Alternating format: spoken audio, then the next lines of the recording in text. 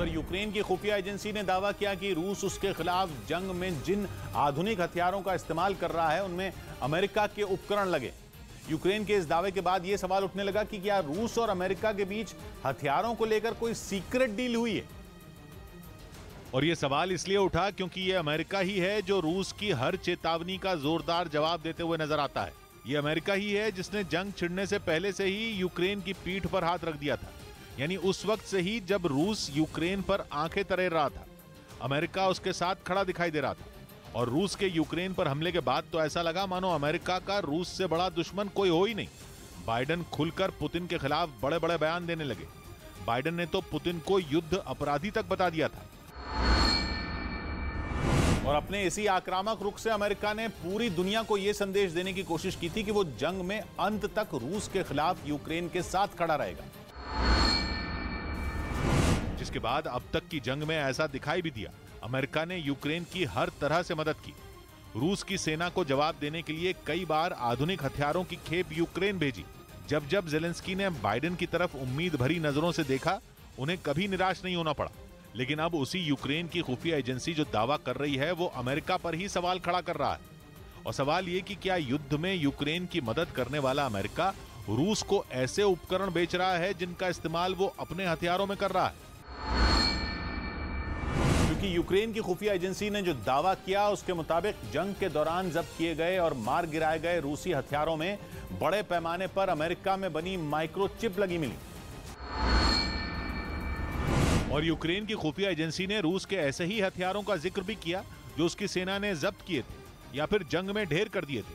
उन्हीं में एक बर्नाउटी नाम का यह एयर डिफेंस सिस्टम है जिसे यूक्रेन के सैनिकों ने खार्किव में अपने कब्जे में लेने का दावा किया था। बर्नाउटी एयर डिफेंस सिस्टम बेहद आधुनिक बताया जाता है। कहा जाता है कि इस डिफेंस सिस्टम की मदद से रूस अपनी सेना पर होने वाले किसी भी हवाई हमले को नाकाम करने की ताकत रखता है। यूक्रेन की खुफिया एजेंसी ने दावा किया कि रूस के इस एयर डिफेंस सिस्टम की पड़ताल करने पर सामने आया कि इसमें अमेरिकी उपकरण लगे हैं। लेकिन सिर्फ रूस का ये एयर डिफेंस सिस्टम ही नहीं बल्कि कई और दूसरे ऐसे हथियारों को भी यूक्रेन की सेना ने जांच की तो जो युद्ध के दौरान उसने ढेर कर दिए थे या फिर वो उसके कब्जे में आ गए थे, जिनमें एक रूस के बेहद खतरनाक लड़ाकू हेलीकॉप्टर का-52 का नाम भी शामिल है। रूस के इस घातक लड़ाकू हेलीकॉप्टर ने जंग में यूक्रेन की सेना के ऊपर जमकर कहर बरपाया।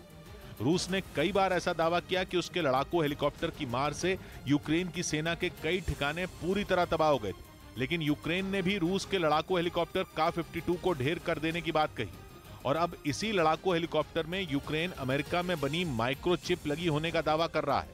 यानी जंग में एक दूसरे के खिलाफ खड़े रूस और अमेरिका हथियारों के मामले में एक साथ नजर आते हैं। हालांकि कहा यह भी जा रहा है कि रूस ने ये उपकरण सीधे अमेरिका से लिए हों ये जरूरी नहीं है, बल्कि ऐसा भी हो सकता है कि चीन जैसे देशों की कंपनियां अमेरिका से इन उपकरणों को लेकर रूस तक पहुंचा देती हों।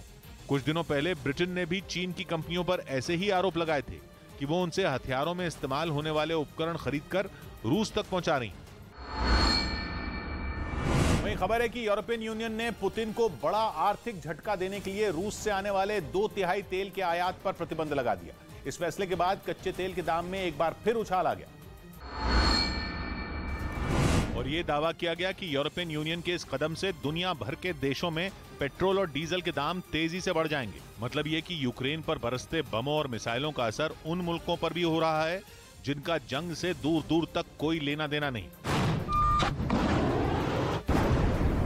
असल में जंग की शुरुआत से ही रूस दुनिया के तमाम देशों के निशाने पर है। पश्चिमी देशों के अलावा यूरोप के कई देशों ने रूस पर कड़े आर्थिक प्रतिबंध लगा रखे हैं ताकि रूस की अर्थव्यवस्था को कमजोर करके पुतिन को घुटनों पर लाया जा सके। लेकिन उन पाबंदियों का भी रूस पर कोई असर नहीं हो रहा। इसके बाद यूरोपीय संघ ने रूस से आने वाले 2/3 तेल के आयात पर प्रतिबंध लगा दिया। रूस को यह भी चेतावनी दी गई कि अगर उसने यूक्रेन में अपना सैन्य अभियान खत्म नहीं किया तो साल के आखिर तक 90% तेल के आयात पर बैन लगा दिया जाएगा।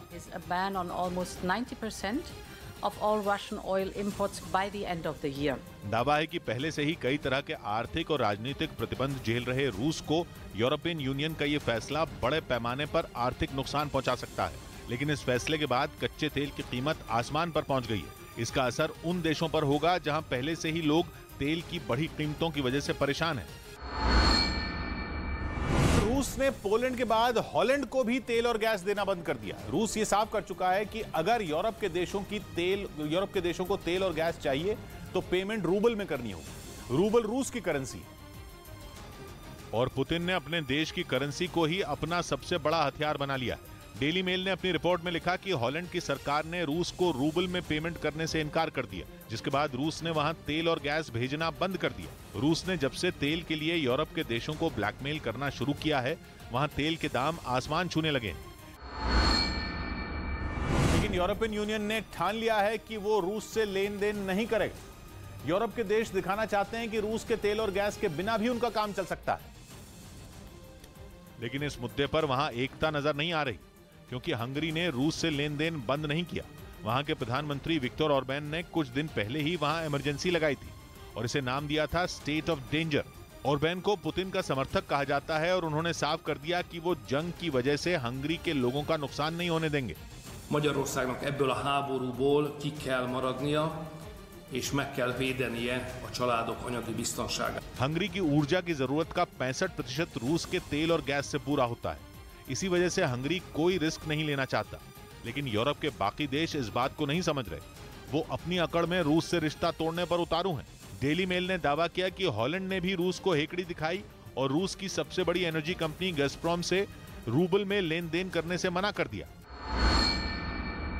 इसके बाद रूस ने भी ईंट का जवाब पत्थर से देने की ठानी। डेली मेल ने अपनी रिपोर्ट में लिखा है कि रूस ने हॉलैंड में की जाने वाली 200 करोड़ क्यूबिक मीटर गैस की सप्लाई रोक दी।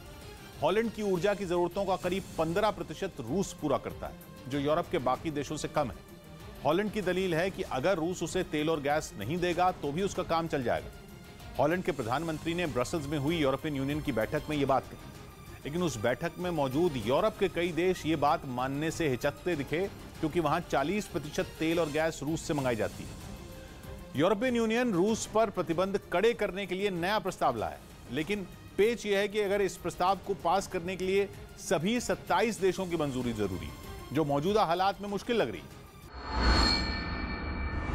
इस बीच जंग से यूरोप का एक मुल्क मालामाल भी हो रहा। वो देश है नॉर्वे, जिसका मुनाफा जंग की वजह से कई गुना बढ़ गया। यहां तक कि नॉर्वे की कमाई देखकर यूरोप के ही कुछ मुल्क परेशान होने लगे हैं। क्योंकि यूरोप में हो रही इस बहुत बड़ी लड़ाई की वजह से नॉर्वे की कमाई बढ़ रही है। कमाई भी ऐसी कि जिसका अनुमान भी पहले लगाना मुमकिन नहीं था। यूरोप में नेचुरल गैस की सप्लाई में सबसे बड़ा हिस्सा अगर रूस का रहा है तो दूसरा नंबर नॉर्वे का है। पूरे यूरोप में करीब 1/4 गैस नॉर्वे से ही पहुंचती रही है। लेकिन यूक्रेन में छिड़ी जंग से तो जैसे नॉर्वे की लॉटरी ही खुल गई। अब यूरोप के देशों की नॉर्वे से उम्मीदें बढ़ गई हैं। वो नॉर्वे से केवल नेचुरल गैस ही नहीं मांग रहे, बल्कि यूक्रेन की मदद की अपील भी कर रहे हैं। उनका कहना यह है कि अगर यूक्रेन की बर्बादी बम्पर कमाई की वजह बन रही है तो नॉर्वे को यूक्रेन की मदद में भी आगे आना चाहिए। हालांकि यूक्रेन की मदद करने में नॉर्वे भी पीछे नहीं है, लेकिन जंग के दौरान हो रही उसकी कमाई के सामने मदद का आंकड़ा काफी कम है। खबर है कि नॉर्वे ने यूक्रेन की मदद के लिए अभी तक $20 करोड़ दिए। भारतीय रुपयों में यह रकम हुई करीब 1,500 करोड़। हालांकि जंग के कारण बढ़ी नॉर्वे की कमाई के आंकड़े और भी चौंकाने वाले हैं। दावा है कि एक साल में नॉर्वे की केवल ईंधन बेचकर होने वाली कमाई 3 गुना बढ़ गई।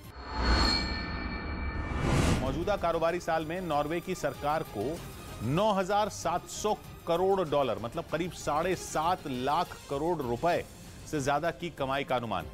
यह अनुमान खुद नॉर्वे की सरकार का है। पिछले साल के मुकाबले नॉर्वे की सरकार का यह आंकड़ा 3 गुना ज्यादा, मतलब जितनी कमाई तेल और गैस बेचकर नॉर्वे ने 2021 में की थी, 2022 में उससे 3 गुना ज्यादा कमाई होने का अनुमान लगाया जा रहा। और इस कमाई के पीछे सबसे बड़ी वजह है यूक्रेन में चल रही जंग। यूक्रेन में चल रही जंग के कारण तेल और गैस की कीमतें आसमान छू रही हैं। ऊंची कीमतों की वजह से यूरोप के बाकी मुल्क महंगाई से परेशान हैं, लेकिन नॉर्वे की अर्थव्यवस्था को तो यही ऊंची कीमतें पहिए नहीं पंख लगा रही हैं। ऊपर से यूरोपियन यूनियन की रूस का विकल्प ढूंढने की जिद, ऐसी जिद जिसकी वजह से नॉर्वे से गैस की सप्लाई पहले से ज्यादा होने लगी। रही से कसर तब पूरी हो गई जब यूरोप के 3 देशों तक रूस ने गैस की सप्लाई बंद कर दी। पोलैंड, बुल्गारिया और फिनलैंड को गैस की सप्लाई बंद कर दी गई। इन तीनों देशों ने रूस को रूबल में पेमेंट करने से इनकार कर दिया था। इनमें फिनलैंड तो नॉर्वे का पड़ोसी मुल्क है, जहां गैस की सप्लाई करना नॉर्वे के लिए सबसे आसान था। मतलब ये कि यूक्रेन की जंग पूरे यूरोप के लिए भले ही टेंशन बढ़ाने वाली हो, लेकिन नॉर्वे के लिए तो चांदी ही चांदी है। वहीं यूक्रेन में छिड़ी जंग के 100 दिन पूरे होने वाले हैं, लेकिन रूस अब तक इस जंग को किसी अंजाम तक नहीं पहुंचा पाया। यहां तक कि ऐसा लग भी नहीं रहा कि रूस किसी भी तरह की जल्दबाजी में। दावा यह किया जा रहा है कि कई कड़े आर्थिक प्रतिबंधों के बावजूद रूस के लिए यह जंग फायदे का सौदा बनी हुई, जबकि रोजाना उसे यूक्रेन में अपनी फौज पर करोड़ों डॉलर खर्च करने पड़ रहे हैं। रूस से बड़ी बड़ी विदेशी कंपनियां अपना कारोबार समेटने में लगी हैं। यहां तक कि यूरोप के मुल्क रूस की तेल और गैस से भी तौबा कर रहे हैं। इसके बावजूद दावा यह किया जा रहा है कि पुतिन किसी तरह की जल्दबाजी में नहीं है, क्योंकि जितना नुकसान इस जंग की वजह से रूस का हो रहा है, उससे कहीं ज्यादा नुकसान अमेरिका और बाकी पश्चिमी देशों का भी हो रहा है। मतलब ये कि धीमी रफ्तार से चल रही जंग महाशक्तियों के धैर्य का इम्तिहान ले रही है।